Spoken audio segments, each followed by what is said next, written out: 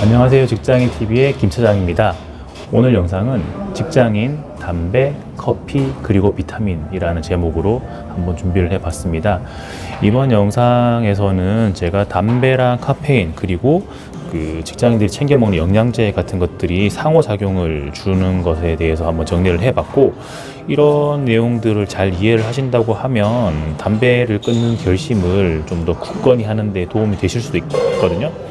그리고 영양제들을 건강하려고 먹는데, 이 영양제를 이왕 먹을 때 좀 더 효율적으로 좋은 효과를 기대하면서 먹을 수 있는 내용들을 다루어 봤습니다. 직장인들이 가장 피곤한 시간은 2시에서 4시 사이라고 하고, 이렇게 피곤할 때는 커피를 많이 먹거나 아니면은 담배를 피우러 나간다, 이렇게 조사가 되었던 게 있었어요. 우리가 많이 하는 거죠. 그리고 이건 좀 오래된 사진과 기사인데, 담배를 피우는 곳이 점점 좁아지고 없어지고 있다 보니까 63빌딩에 근무하는 직장인들이 이렇게 1층까지 내려와 가지고 담배를 피는 모습들을 기사로 한번 누가 정리를 했었더라고요. 그만큼 직장인들이 리프레시를 할 때 담배나 커피 이런 것들이, 직장인들은 이제 흡연에 평균 41분을 쓴다고 해요. 이 41분을 쓰니까 비흡연자들한테 눈치도 보이겠죠? 이만큼 일하는 시간이 줄어든다고 생각을 할 수 있으니까 그런 것 같고요. 그래서 담배를 끊고 싶은데 못 끊는 그런 분들이 많겠죠. 그래서 눈치가 보인다, 이런 기사가 한번 난 적이 있었고요. 그럼 바로 본론으로 들어가서 우리가 마시는 커피, 그리고 먹는 영양제, 그리고 담배, 얘네들이 모두 서로 이렇게 상호작용이 있거든요. 그래서 그거에 대해서 한번 담배랑 커피랑 어떤 관계가 있는지에 대해서도 연구가 있었습니다. 성인이 담배를 끊을 수 있는 확률이 20%에도 못 미친다라는 그런 연구가 있었고, 이렇게 담배를 끊기 어려운데 그 와중에 그 금연 성공에 대해서 이 음료를 어떤 거를 먹느냐가 영향을 또 준다라는 것도 조사가 됐었어요. 그래서 음료를 커피를 마시게 되면 그 섭취하는 횟수가 높으면 높을수록 금연에 성공할 수 있는 확률이 줄어든다라고 이렇게 조사가 됐었습니다. 한 병원에서 조사했던 것에 따르면요, 흡연자 1000명 이상을 대상으로 커피랑 녹차 그리고 흡연의 상관성에 대해서도 연구를 분석을 했었었는데, 커피를 한 잔 미만으로 마시는 사람, 그러니까 커피를 거의 안 마시는 사람이죠. 커피를 안 마시는 사람의 금연 성공률이 커피를 한 잔에서 3잔 사이 마시는 사람보다 더 성공률이 높았다고 합니다. 그러니까 커피를 많이 마실수록 금연 성공률은 더 낮아졌다라는 결과가 있었고요. 그럼 커피 말고 녹차를 마셨을 때는 금연 성공률이 커피를 마시는 사람의 2배에 달했다라는 결과가 있어요. 그래서 음료에 따라서 그 흡연 성공률에 영향을 준다라는 그런 내용이 되겠고요. 이 이유는 조금 더 자세하게 들어가면 녹차에 들어있는 카테킨이라는 성분이 금단 증상을 나타내는 니코틴의 흡수 여부에 영향을 좀 준다라는 게 있긴 한데, 그건 너무 자세한 거니까 넘어가도록 하겠습니다. 일단 커피가 어떤 성분들을 포함하고 있는지에 대해서 잠깐 조사를 했는데요.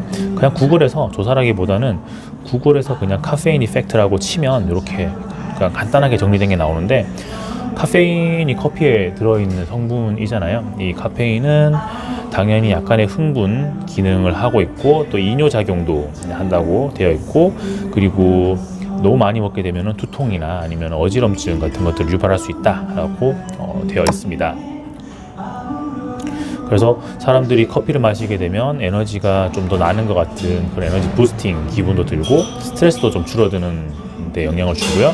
기억력을 높이는 데 도움이 잠깐 된다고 하고요.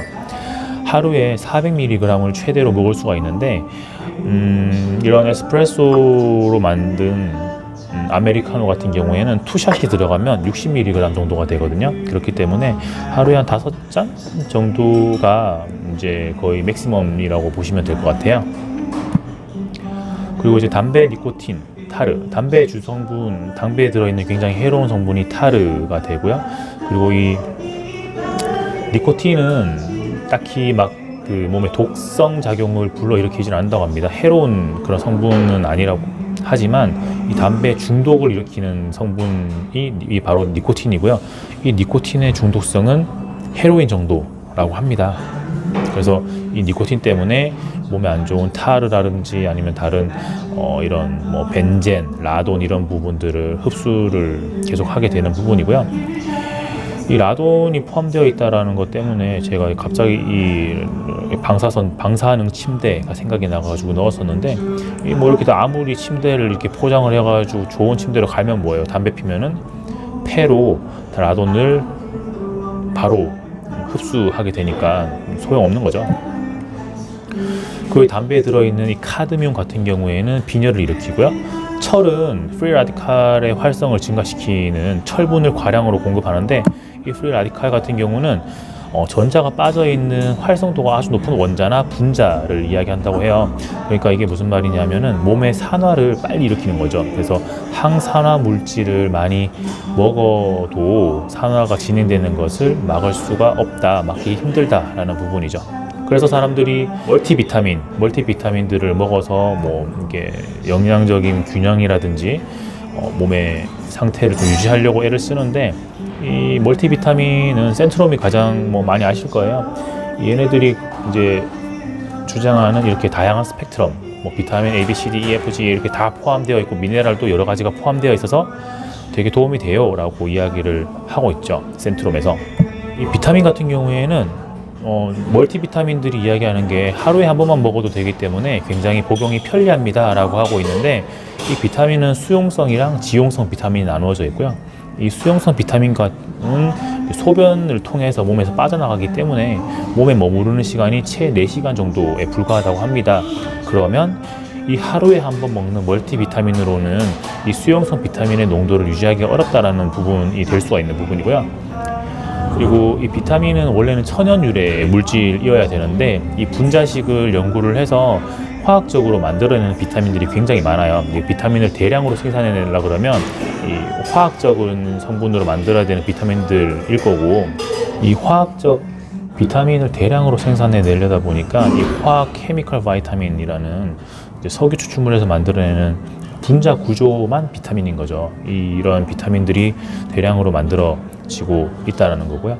그리고 이 불활성 성분은 뭐냐면, 비타민 성분들을 먹기 좋은 알약 성분으로 만들 때 이게 몸에서 따로 작용을 하지 않지만 이 비타민 성분들을 랩핑하는, 포장을 하는 그런 기능을 가지고 있는 성분들이죠. 이런 것들도 역시 석유 화학 추출물인 경우가 많고, 그리고 이 멀티비타민 같은 경우에는 비타민이 굉장히 많은 종류들이 들어가 있고 또 미네랄도 많이 들어가 있기 때문에 이 성분들이 다른 약물들하고의 상호작용을 불러일으키는 경우도 많다고 합니다. 그래서 구글에 Centrum Chemical Toxicity 이렇게 검색을 해보면 되게 많은 내용들이 정리가 되어 있어요. 물론 여기에 언급되어 있는 것들이 뭐 천년 비타민을 광고하는 회사들이 센트롬을 디스하는, 까는 내용들이 많기는 하지만 어쨌든 각각의 적절한 레퍼런스들을 가지고 이야기를 하고 있기 때문에 이 비타민을 먹는 건 좋긴 한데, 이게 천년 비타민인지 아니면 합성 비타민인지도 한번 고려하면서 복용하시는 게 좋겠습니다. 그래서 각각 영양제, 커피 그리고 담배가 어떤 성분들이 있고 어떤 기능들이 있는지에 대해서 간단하게 말씀을 드렸는데, 이제 본격적으로 얘네들의 상호작용에 대해서 한번 말씀을 드려볼게요. 슬라이드의 하단에는 각각의 제가 이야기하는 정리한 부분들의 레퍼런스들을 정리를 해놨으니까 상세 보기에 들어가셔가지고 한번 원문을 확인해 보시는 것도 좋을 것 같아요. 일단 이 커피는 이뇨작용이 있기 때문에 커피를 많이 먹게 되면 몸에서 수분이 많이 빠져나가잖아요. 근데 이 수분이 빠져나갈 때 수용성 비타민들을 같이 끌고 나가버리는 그런 부작용이 있을 수도 있어요. 그래서 비타민 B라든지 아니면 비타민 C 같은 것들은 소변이 나갈 때 빠져나가는 게 너무 많아 버리면 몸에서 부족 현상이 나타날 수도 있다라는 부분이고요. 그 다음에 비타민 D의 흡수를 카페인이 방해한다고 해요. 비타민 D는 몸에서 뼈를 만드는 데 도움을 주는 성분인데, 이 비타민 D가 흡수되는 게 방해가 되니까 이 뼈를 만드는 그런 작용이 더뎌지겠죠. 그러면 뼈 건강에 문제가 생길 수도 있다라는 부분이고, 또 마찬가지로 칼슘의 흡수도 조금 감소시킨다고 해요. 그래서 이 칼슘이 흡수가 안 된 것들은 소변으로 다 빠져나가도록 만들어 버리기 때문에 수용성 비타민과 뼈 건강에 도움을 줄 수 있는, 영향을 줄 수 있는 그런 성분들의 흡수에 이 카페인이 영향을 준다 라고 되어 있고요. 그리고 철분의 흡수도 감소를 시켜서 이 철분 흡수도 한 60% 이상 감소가 될 수 있다고 해요. 커피의 성분인 카페인하고 우리가 먹는 멀티비타민, 그리고 원래 몸에서 잘 흡수가 돼야 되는 비타민이나 아니면 다른 미네랄에 영향을 주는 상호작용이라고 보실 수가 있겠습니다. 두 번째는 담배랑 영양제의 상호작용인데, 일단 담배는 무조건 안 좋죠. 무조건 안 좋은데 얘가 어떻게 안 좋은지를 한번 말씀을 드려보면요, 이 비타민 E가 부족하기 쉽다고 합니다. 흡연자들은 비타민 E가 부족하기 쉽다. 그런데 이 비타민 C를 많이 먹으면 비타민 E의 부족을 막는 데 도움을 줄 수 있다 라고 되어 있고요. 근데 이 흡연자들에게서 부족한 비타민 E가 무슨 역할을 하느냐, 강력한 항산화 성분이고 세포막의 산화, 우리 몸이 늙어가는 것을 좀 막아주는 그런 기능을 비타민 E가 하고요. 혈관 탄력성을 유지한다. 이 혈관은 딱딱한 조직이 아니고 피가 이렇게 지나갈 때 늘었다가 줄어들었다가 늘었다가 줄어들었다가 이런 식으로 혈압에 영향을 주는 게 이제 혈관의 탄력성인데, 이 비타민 E가 부족해지면 혈관 탄력성이 떨어지게 되고, 그러면 혈압이 올라갔었을 때 혈관이 터져버릴 수도 있는 위험이 있는 거죠. 그리고 신경 전달 물질은 사람이 이렇게 뭔가를 보고 판단을 할 때 머릿속에서 아니면 신경에서 어떤 판단에 대한 신호가 나가게 되는데, 이 신호의 이 신경 전달 물질이 만들어지는데 영향을 준다라고 합니다. 그리고 지용성 비타민이고 간에 저장되는 게 비타민 E예요. 근데 담배를 많이 피면은 수용성 비타민인 C가 소변으로 많이 배출이 될 거고, 그러면 비타민 E의 부족을 막는 데 도움을 주는 비타민 C가 우리 몸에서 부족하게 되니까 뭐 결국에는 그냥 빨리 늙어가는 거죠. 팍싹 늙어가는 겁니다, 담배를 피면. 흡연자들의 뼈 건강에 대해서 이야기들이 좀 나왔었는데, 메타 연구를 한번 찾아봤어요. 메타 연구는 비슷한 주제로 연구들을 다 묶으면 연구 개수도 늘어나고 거기에 포함되어 있는 대상군들도 숫자가 늘어나기 때문에 좀 더 유의한 통계적인 값을 볼 수 있다는 장점이 있는 거고요. 이 86개의 연구를 묶어서 총 한 4만 명의 데이터를 긁어 모았더니 흡연자들의 경우에는 뼈의 손실이 시간이 지날수록 비흡연자에 비해서 굉장히 심하더라라는 결론이 나왔습니다. 조금 더 구체적으로 보면은 척추뼈의 골절 위험이 남자에게서 32% 더 높고, 엉덩이뼈의 골절률이 40% 남자에게서 더 높다고 해요.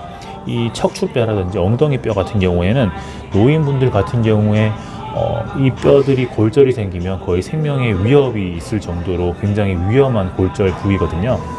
그렇기 때문에 담배를 끊으셔야 합니다. 그런데 대부분의 흡연자들이 담배를 피시면서 커피를 같이 마시죠. 그래서 이게 습관으로 밴딩 패키지처럼 되어 있는 경우들이 많은데, 이 커피에 들어있는 카페인하고 담배에 들어있는 니코틴, 얘네들이 또 상호작용이 있어요. 니코틴은 이 담배에 들어있는 니코틴, 이 중독성이 헤로인급이라는 이 니코틴은 커피에 들어있는 카페인이 몸에서 흡수되고 사용되는 신체 능력을 떨어뜨린다고 합니다.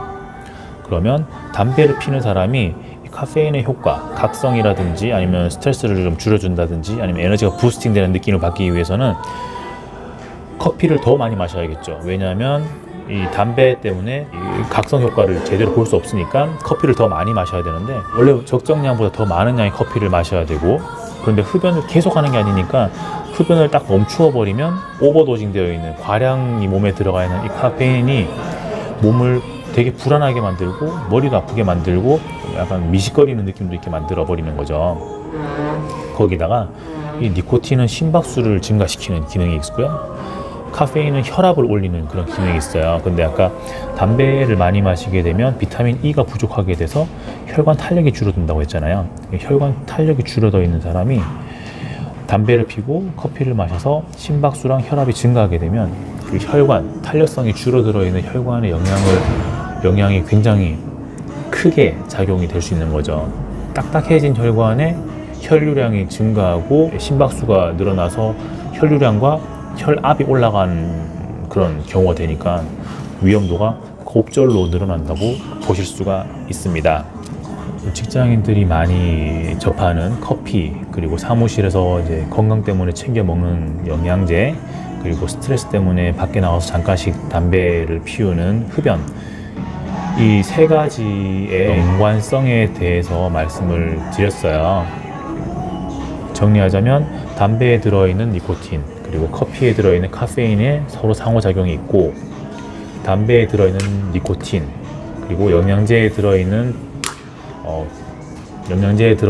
비타민, 미네랄들의 상호작용이 있고, 그래서 뼈 건강에 영향을 줄 수 있고, 그리고 커피와 영양제, 커피에 들어있는 카페인과 영양제에 들어있는 비타민, 수용성 비타민들이 이뇨작용을 통해서 몸에서 부족해질 수도 있다라는 말씀을 드렸습니다.